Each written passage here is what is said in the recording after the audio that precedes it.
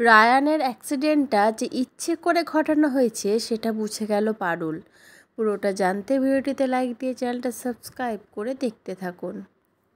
পরিণীতা সিরিয়ালের আজকের পর্বের শুরুতে আমরা দেখতে পাই রায়ানের একটা বিশাল বড় অ্যাক্সিডেন্ট হয়েছে, কিন্তু রায়ান অটোটা ধাক্কা মারার আগেই অটো থেকে লাফ দিয়ে নেমে পড়ে, সেই জন্য চোট খুব একটা গুরুতর লাগেনি। মাথায় সামান্য রক্ত বেরিয়েছিল আর সেই জন্য অজ্ঞানও হয়ে গেছিল সে। তো রায়ান তো গেল বেঁচে, আর অটোতে যে রায়ান ছিল পারুল ছিল না, এটা জানতে পেরে শিরিনের মায়ের তো মাথা গেল ঘুরে। শিরিন তো রীতিমতো কান্নাকাটি শুরু করে দেয়। তারপরে তারা মা মেয়ে মিলে রায়ানকে দেখতে আসে হাসপাতালে। আর সেখানেই পারুল যখন কথাটা তোলে যে একই জিনিস দুবার হলো, দাদুর সাথেও সেম জিনিস ঘটেছে, রায়ানের সাথেও সেম জিনিস, আর এটা মোটেও অ্যাক্সিডেন্ট বলে মনে হচ্ছে না, তখন কিন্তু রীতিমতো ভয় পেয়ে গেছিল শিরিন আর তার মা। এরপর রায়ান যখন বাড়িতে আসে এবং একটু সুস্থ হয়ে ওঠে, তখন পারুল তাকে তার সন্দেহের কথাটা বলে। রায়ানও সবটা বুঝতে পারে। তারপরে তারা দুজন মিলে পুলিশ স্টেশনে যায়।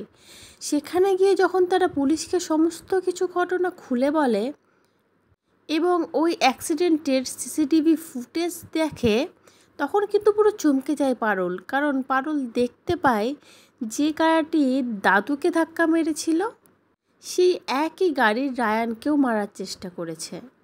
আর অন্যদিকে ন্যাড়াগোয়ালে রুক্মিণীকে বিদেশ যাওয়া থেকে আটকানোর জন্য গোপালের মা অন্য কিছু না করে সোজা ডিভোর্স পেপার ধরিয়ে দেয় রুক্মিণীর হাতে, আর রুক্মিণীকে দিয়ে জোর করে সাইনও করিয়ে নেয়।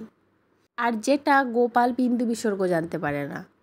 আর গোপালের মাও রুকুকে পুরোটা বারণ করে দেয় জানাতে গোপালকে, কারণ গোপালকে যদি সে জানিয়ে দেয় তাহলে সে এই ন্যাড়াগোয়াল থেকে বেরোতে পারবে না।